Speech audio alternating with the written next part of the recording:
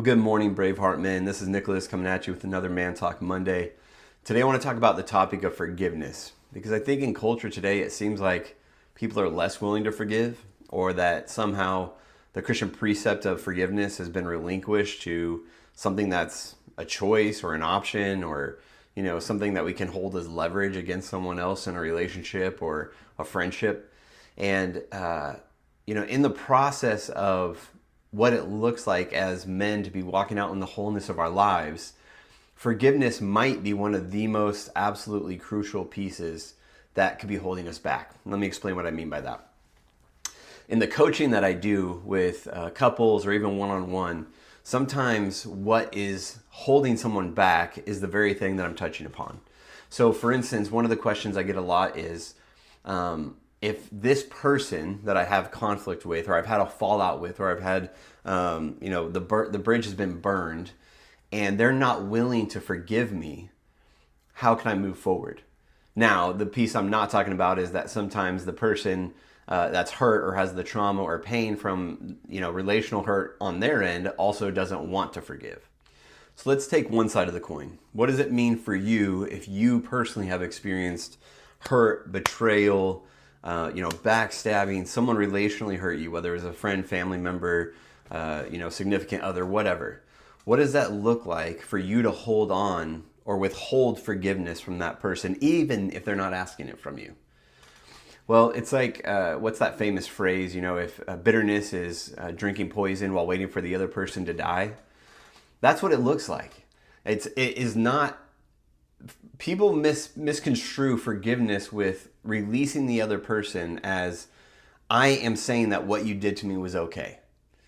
And I'm not saying that that's the case at all. But what I am saying is forgiveness is a piece of our end that no matter how unjust it was, or how selfish the other person acted towards us that caused the hurt or the pain or the trauma, it is on us to make sure and understand that when we choose to forgive somebody, it isn't justifying or giving permission to the wrong that occurred. What it does is it allows us to remove the burden and pain that we're holding on to, that, believe it or not, the other person is not in control of. Whether someone is willing to come to us, clean up their mess, acknowledge what they did, take accountability for what they did, and actually speak to us and apologize. Whether they do or not, and there are more and more people that feel like they have the ability to do that, it is more on us if we can forgive somebody, so that we are removing the burden of the pain off of ourselves. And what's interesting is most people think that that's dependent upon the other person asking for forgiveness or cleaning up their mess. But what I would say to you is, even if someone doesn't do that, you still have the ability to be able to forgive someone, not saying that it was okay, not justifying it, not giving your permission to what had happened. But when we can choose to forgive somebody, it actually releases us from the pain, the trauma, the burden.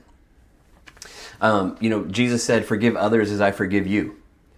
Now, what's interesting about that is it goes on in Matthew, I think that's Matthew 6:14. It goes on in Matthew 6:15 that says, "If you do not forgive others their sins, your Father will not forgive you."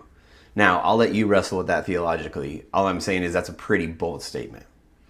So, for us to not forgive other people is a piece that we recognize, we should be able to recognize. Okay, if I can handle this myself, without the other person having to be involved, then what I'm doing is I'm bringing myself into a level of freedom. I'm bringing myself into a level of lightness, of taking off of what had been weighing on my shoulders.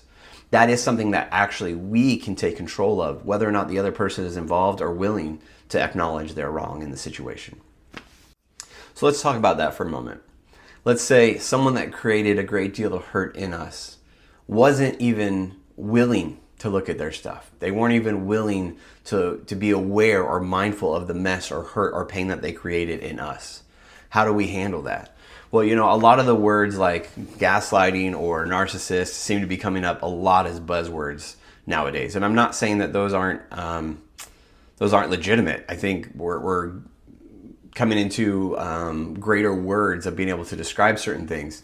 But I think narcissist, let's say, for instance, is a thrown around word that is used way more often than is actually applicable or actually truthful in what it pertains to. But by definition, a narcissist cannot apologize. They cannot own their own stuff or look at themselves in a sense of self-awareness to recognize how other people experience them or the hurt that they created. So if someone is unwilling or maybe even unable, some people aren't even able, they don't have the skill set or the mindset or the ability to look at themselves or be self-aware or have a high emotional intelligence to be able to recognize what had happened. So let's say you have someone that is unable or unwilling to actually own their stuff, to actually clean up their mess or ask for forgiveness. How do we handle that? What does that look like? You know, in the people that I work with and coach, even myself personally, I've had people in my life that have created deep, deep pain and hurt. And I can recognize that those traumas or those pains created by people that I've loved had actually held me back. Like even actually manifested in like physical pain in my stomach, like have created issues in my life, whether relationally, whether emotionally, or even physically. And I knew that those people would not ask for forgiveness. They would not be able to own their stuff. Even though I'd tried multiple times to have those I call them come to Jesus conversations where I actually share my heart in transparency and say, hey, this is where you hurt me. This is, you know, something that I remember back to years ago that has always kind of plagued me. And they were never willing to own their stuff. They were never willing to apologize. So a key that I came across that became so crucial and beneficial for me for my life to actually step into freedom when someone else wasn't willing to own the pain or the hurt that they created in me is an exercise that my wife and I like to call clearing.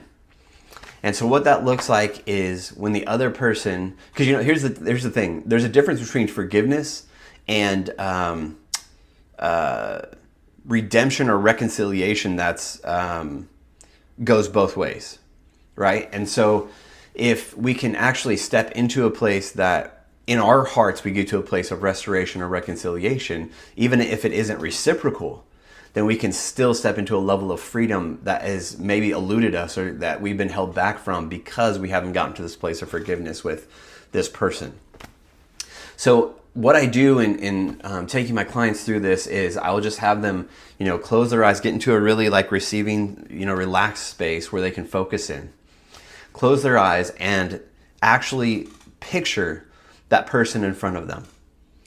And it literally, as you're with your eyes closed, picturing that person in front of you, being able and willing to say everything that you've needed and wanted to say, that your heart's voice needed to get out. So I did this with someone in my life that I could recognize my lack of forgiveness was holding me back. And so I pictured this person, and for an hour with my eyes closed, I got everything off of my chest, everything off of my heart. Here's how you made me feel. Here's how it showed up in my life, you know, and literally on and off through tears, through anger, through pain, for an hour straight. With my eyes closed, I tossed this person and shared everything that my heart needed to say. But at the end of it, and here's the most crucial part of this exercise and this clearing exercise for this person, I had to get to a place where after everything I said was off of my chest, my heart said everything it needed to say, I finished this exercise by saying, I now release you of all of that. And I choose to forgive you and no longer hold it against you moving forward.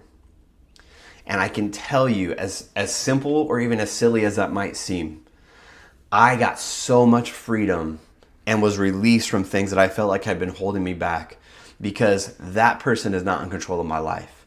That person is not in control of the peace of the freedom that I step into. And so if I can own and recognize I'm in control of that, no matter how they respond or, you know, getting to the point that they never responded or apologized, I can now step into a level of freedom that I've been hoping to all along. And so I want to give that exercise to you guys.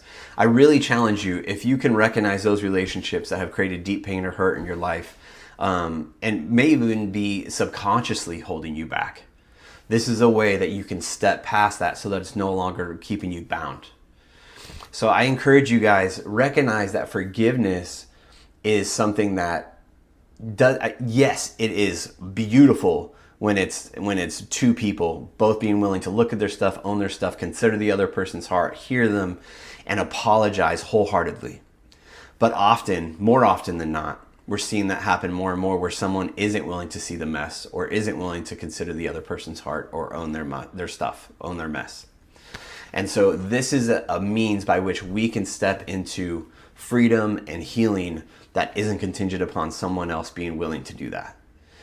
So forgiveness for us, not only is it what we're called to as Christians, not only is it what Scripture is clear about when it says forgive others as I forgive you, it can literally be the thing that actually catapults us into more freedom. And so I just encourage you guys with that today. I challenge you, if you get time, carve that out, sit and go through. Maybe it's one person, maybe it's 10 people. But if you can go through those steps and release it from your heart, what you'll find is a greater level of lightness, of freedom, of joy that maybe you haven't experienced before. So I bless you guys with that, and thank you for taking the time to listen. Appreciate you guys. Have a happy Man Talk Monday.